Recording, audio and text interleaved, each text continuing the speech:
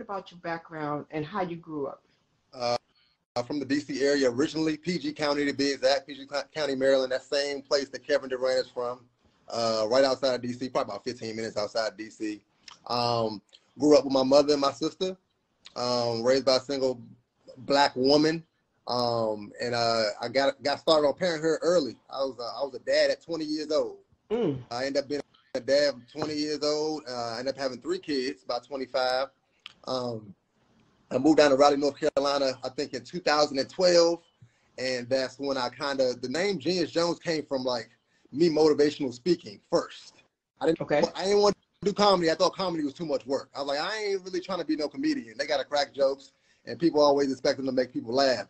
I want to be a motivational speaker. So the name Genius Jones came from me motivational speaking first, because I was running from not doing comedy at all for like 3 or 4 years. So I was making up these little quotes and going to schools and speaking, and I was getting on stages and stuff like that, but I was not doing comedy directly. I wanted to do comedy adjacent. I didn't want to, like, make jokes directly. I wanted to make jokes when I wanted to make them. So about 2000, first time getting on stage was 2020. I'll make little comedy skits, but I call them motivational comedy skits. 2020 was my first time. Matter of fact, it's almost my 2-year anniversary doing comedy stand-up wise. December 21st was the first time I got on stage, 2020. So when I got on stage, after that, I started kind of accepting my calling a little bit more, accepting my art a gift to be able to make people laugh. But I've been doing content creation probably for like 8 years, off and on. And you know, they say content is currency for real. And I mean, you and your gift for content creating is amazing. Thank you, Chris. You have a way of really making us laugh about our everyday life. I mean, that one where you were out there talking about the Christmas bills and you were crossing it out and you had the homeless sign. Oh, yeah. I mean, how do you come up with that stuff, man? Some of that stuff real life, Crystal, you know. You're $1 away. I don't know about everybody else that's listening, but I'm about $1 away from being homeless. That's the truth. I'm upstairs, for real, just in case I might need it. It's upstairs right now. But the real regular everyday stuff, and I want to be able to have stuff that everybody of all ages can watch, you know. So that's why my stuff is not real dirty, or I kind of get stuff that's general. My grandma turned Facebook on; she can watch it, and she ain't got to cover her eyes and her ears and all that. So I try to keep it pretty general for the most part. So that's what the ideas really come from, and they only hit me. I can't, like, write them down. Like, I gotta be, like, just doing something else, and they'll hit me, and then I'll do them. As soon as they hit me, I'll do them. And are you serious? So yeah. All that we see, that is stuff that comes right then? That's like fresh. If I don't do it, I forget.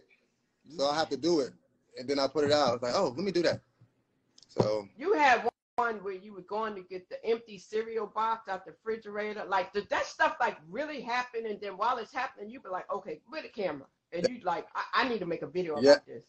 That stuff has happened. Oh, by the time I did that video, it had happened to me plenty of times. I go downstairs trying to get me a nice full bowl of cereal.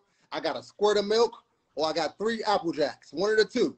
They'll put the empty box back in the freezer or the refrigerator. It happens all the time. Like, probably bi-weekly. I'll get it. Wow. Yes, charge it to my parenting. I don't know if I'm doing the right job, Crystal. Now, you also work in the school systems, right? Yeah, I actually just started. November 2nd, I started working in the school systems. I deal with behaviors. So kids that's getting out of line, they want to fight. I kind of play the interventionist. In between that, I work at a charter school. I actually work in my kids' school. Wow. Yeah. So I'm sure that helps you to reach the children because you can make them laugh. And definitely. You have a unique gift when they are getting out of order. I'm sure you do something and you make them just crack up. So you don't have to yell at them and scream at them. You can just you do something very relatable to them. Is that true? Yep, that's true. Yep. Wow. And so your children, how do your children feel about all this that you do when they see your videos? You know, I guess I'm kind of like cool. They claiming me a little bit, you know, they claiming me a little bit. And, you know, I'm not the non-cool parent, but I don't know if I'm all the way over there. I'm like straddling the fence. They react a little bit. They say, you know, they laugh a little bit sometimes. You know, it depends. I got to be dad too. You know, it's a real rough balance. I got to be a disciplinarian and being a jokester at the same time. So it's a weird space to be in. I'm 34 too, by the way. Mama Miss, I'm 34. Oh. 1988, I'll be 35 in March. But yeah, they take it pretty well. Now, I mean, they take it pretty well, that I think. Now you married? Yep, been married 11 years. Okay. Yep, 11, about to be 12 in March, actually. So I don't think I've seen you do any content about marriage. Yeah, it's in there. It's definitely in there. I got one I probably did about, when the last, I got one where I did how my wife, I like to put stuff together and without reading directions. And she like to read the directions. It take her 3 hours. It's probably about a couple of weeks back. But she over there reading the directions, and I'm trying to get it done. We taking 3 hours to put something together. She likes to read the directions all the time, and I like to just put it together. But I used to do skits before the reels came along. I used to do long form skits, like 2 minutes. But you know, it's the short stuff is what's working. So yeah.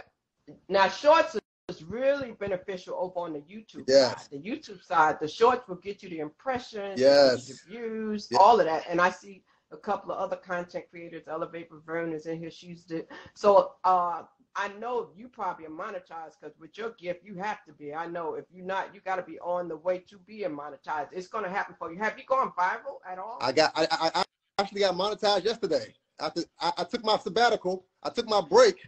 And while I was posting a lot of videos, never monetized. I stopped posting for 3 weeks. Then they monetized.